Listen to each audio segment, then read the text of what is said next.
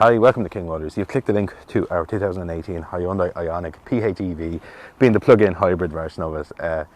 Wonderful little car. I grew up in the motor trade. Everything becomes work eventually, whether you love cars or you don't. So sometimes you're going through the motions, but every now and then a little thing like this comes along, and you don't expect to like it the way you do, but you love it, and it's a wonderful surprise. So I'm going to take you for a drive, and I'm going to show you some of the functions and features and some of the really special stuff that these fellas do. Other than that, there'll be a link in the video's description if you find it on YouTube or something, and if you click it, it'll take you right back to the ad, show you all the specific details and stuff.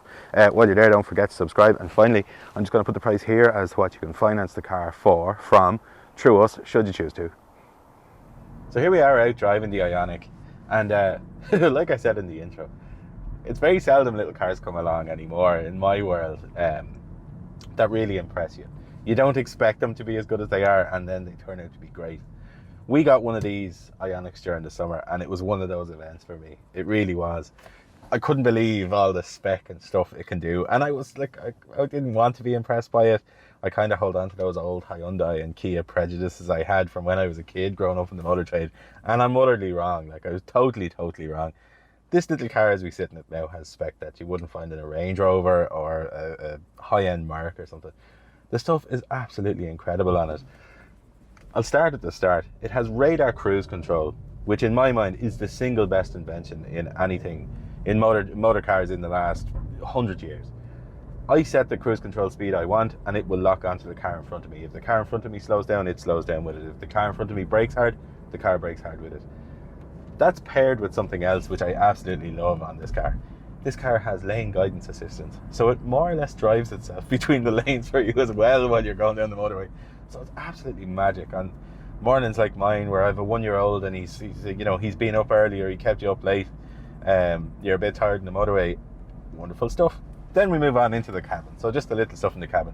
We have all the obvious stuff. We have a nice big 10-inch screen in the middle. It's all touchscreen, so we've Sat-Nav on that, reverse camera on that, and we full Bluetooth phone connectivity on that, which is fairly par for the course now, but great stuff. The connectivity particularly, because it allows you to play all of your Bluetooth devices through the background. But I'm going to bring you down here. We've heated seats, again, fairly normal. This car has a heated steering wheel. That's amazing. Like, it really is amazing.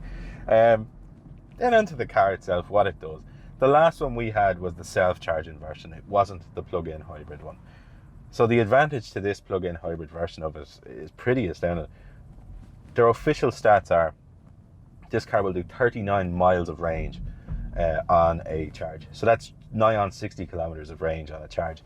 When I've researched them on the internet before I did the video, so just to see a bit about them, the realistic figure seems to be about 33 to 35 miles, genuine miles of fully electric range in this car once you've plugged it in. That's pretty awesome.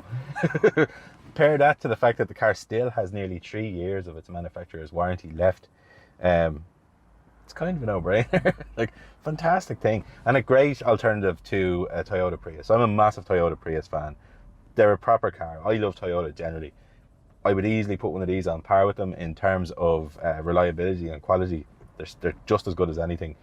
Then the other side of these is that the Prius is making a premium at the minute because taxi men are using them. So they're probably making more than they should. Their value is a bit artificial at the minute, so they're quite dear. For an equivalent 18 Prius would be a hell of a lot more money than this. And you really wouldn't be buying a lot more car.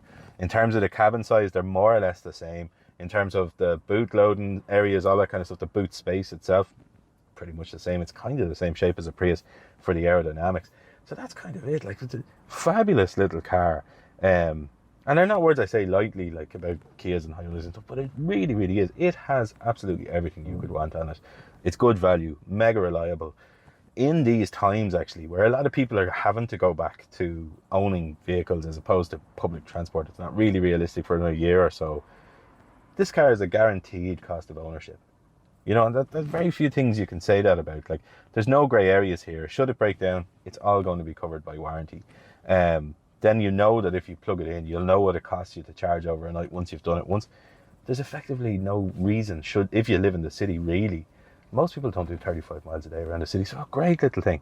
So yeah, that's kind of it. I'll leave it there about the car, and I'll just quickly move on to us. We were one of the very first ever second-hand dealers to be an SIMI garage, and now we're an AA approved dealer. That's not relevant to this car too much, but what the AA approval does is it allows us to offer up to 2 years of AA warranty on the cars and 101 point pre-sale checkpoint.